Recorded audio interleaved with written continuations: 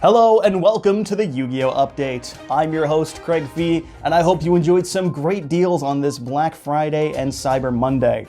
I also hope you enjoy the delayed shipping processes as we head into the holiday season. God willing, I get my cards by January, that's all I'm hoping for. Big news this week with Konami officially announcing the 2021 ruling update. The biggest changes in rules is that Fusion, Synchro, and Xyz monsters no longer need link arrows to be summoned to main monster zones.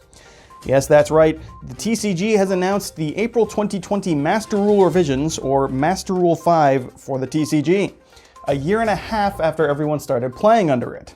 This brings to light the fact that it was never technically announced before this, and that I have been hard cheating in every single one of my duels since April of 2020. Whoops.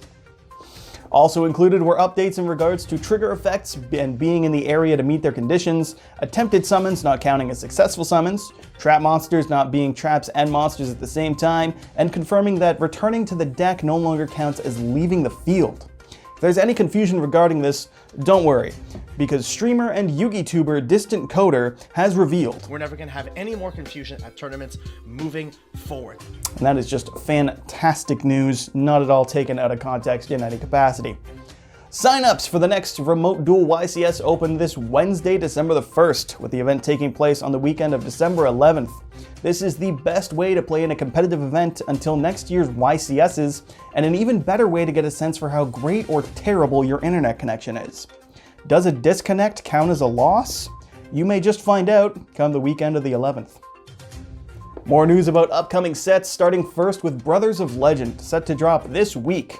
With case pulls being reported at less than 3 copies of Forbidden Droplets per case, or about 1 in every 6 boxes, pre-order prices are already sitting at about $100 per copy of Droplets, at least on TCG Player. Other noteworthy reprints, Evil Heroes Malicious Bane and Adusted Gold are about $60 each, and Magician Souls is currently about $70. If you were looking for affordable reprints from this set, you can go fuck yourself. Ghosts from the Past 2, set for release in April of 2022, had news drop from an unlisted video on the Konami official YouTube account, stating the set would contain imports for Crystal Beast Rainbow Dragon, Boral End Dragon, and Decode Talker Heat Soul. The Crystal Beast community in particular got very excited about this, until they remembered that it meant they would be playing Crystal Beasts. Damn shame in 2022. Konami has officially revealed the artwork for the winner of the 2020 Create a Card contest. Known to be an Inzektor spell card, Konami also revealed that it will pull an Inzektor monster or equip spell and summon it or equip it from the deck. What they didn't mention was the hard once per turn, the lock into insects, or the inevitable price spike of Inzektor Hornet after the community realizes it's only had a single printing. The TCG has also released a new wave of supplies, all featuring the alt art of IP Masquerena. This includes a playmat, binder, sleeves, and deck box. These products are worth mentioning, as they may be a smart meta choice depending on how many simps play at your locals. Just gotta think ahead. More merch news also includes some figures of Blue Eyes and Dark Magician, because as we all know, there are exactly 2 monsters in this game, and no other ones worthy of any mention. We've also received news about the upcoming Fallen of Abaz structure deck. Of the new cards, Abaz is most notably getting a fusion spell that can send materials from the hand, field, or deck to summon any monster that lists Fallen of Abaz as material, at the cost of locking you into fusions for the rest of the turn. A fantastic card for the deck, and an even better Ash target for your opponents.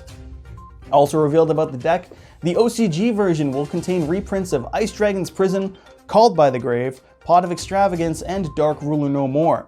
We here in the TCG can expect, instead of those, Fiendish Chain, DD Crow, Pot of Duality, and Forbidden Chalice. Structured X and Fiendish Chain. Name a more iconic duo. In community news, the 75th episode of the Progression series dropped this week following Eternity Code. No huge pulls from either Gage nor Simo, but Gage was able to get us some solid Goki pulls, leading to his deck choice for the week, Goki Towers Nonsense Turbo.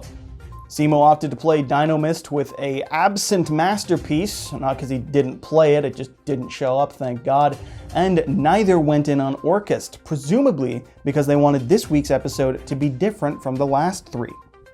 Gage took the crown this week, beating out Simo 2-1, all thanks to, of all things, threatening Roar, backed by 3 draws off of Maxi. The series score is now 48-27, with 6 more to go before Season 1 of the Progression Series is done. Speaking of the Progression Series, Zodiac Duelist dropped the news that Chris Pratt has been cast as Simo in the upcoming Progression Series movie. There's no word confirming who will be playing Gage, however, an inside report tells us here at the update that it's likely to be Idris Elba. Be surprised what his agent will let him do. Good news for Yu-Gi-Oh! Streamers, YouTuber and streamer MBT has announced that he will be creating his own Best of Yu-Gi Twitch to combat the unending Best of Yu-Gi Twitch highlights that are nothing but him and Farfa. The qualifications for submissions are simple. Just submit a clip of a streamer doing something cool or funny specifically related to Yu-Gi-Oh! It'll be a monthly series and you can put your recommended clips in his tweet. An exciting opportunity for smaller streamers to shine in this community, and God willing, an end to the relentless wave of Farfa and MBT clip channels that flood my recommended each and every day. And finally this week, Triff Gaming has seemingly become something of a motivational tweeter, encouraging people to get to the gym and get active. Seeing as how Triff is part of the Yu-Gi-Oh! Community, it's safe to assume that, like me, a good portion of his audience could take that advice and run with it. Seriously, we all probably should be going to the gym a little more often. My name has been Craig Fee, and this has been your Yu-Gi-Oh! Update.